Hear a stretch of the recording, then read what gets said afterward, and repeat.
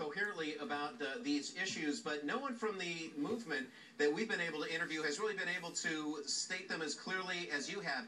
Is that part of the problem, why it's not moving forward, because they don't have necessarily a cohesive leadership? Well, it's interesting. First of all, someone was reminding me the other day, back in the 1960s in California, the first farm worker strikes didn't start with Cesar Chavez and a well-defined leadership movement. It was the Filipino workers who began those strikes. I had the opportunity last week. I went to Zuccotti Park. I met with 3 young people, all out of college, one out of Reed College, one out of the New School, one out of Brown. They are articulate, bright young people who want to change the course of our country. So I think you'll see some evolution. You'll see leaders emerge. They describe their movement as leaderful, not leaderless.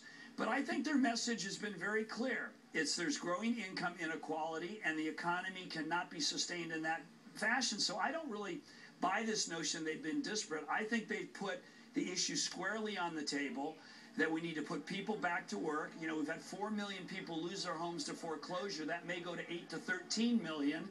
And there needs to be a fundamental remaking of this economy to encourage job creation, wealth creation, broad prosperity. So I think they've hit the mark here, even though it may not, it may not be in the establishment form. Okay, a number of issues I want to ask you about. Obviously, given that you headed up the Financial Crisis Inquiry Commission, Chamber of Commerce, U.S. Chamber of Commerce has said that it opposes the Volcker rule. How do you respond to that? Well, look, here's what's stunning. 3 years after the financial collapse, so little has changed. We saw this with MF Global, leverage 40 to 1, very little liquidity.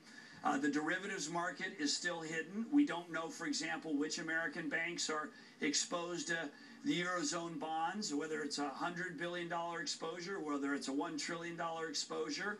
The Volcker rule is a pretty simple concept, which is financial institutions with the backing of the U.S. taxpayers should not be doing proprietary trading that's risky and essentially creates systemic risk. And so I think the Volcker rule needs to move ahead, but what you see from the Chamber of Commerce and others in the financial sector is delay, delay, delay, which really means no reform, no reform, no reform. And that might ultimately tap into what's happening on Occupy Wall Street, a curious tie-in.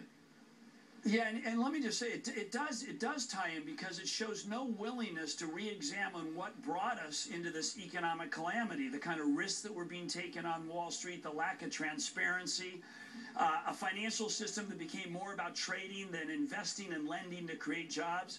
Even though the encampment at Zuccotti Park was taken down by New York City, here's my prediction, that even though the tents may be gone, the tarps may be gone, the torch has been lit for a real debate here on economic and financial reform. And when the chamber weighs in like they did today, it just reinforces the sense that there's an unwillingness to re-examine and change the system that brought us so much misery and devastation economically in this country. All right, Phil Angelides, former chairman of the Financial Crisis Inquiry Commission and California State Treasurer, we appreciate you joining us as always, Phil. Thanks. Good to be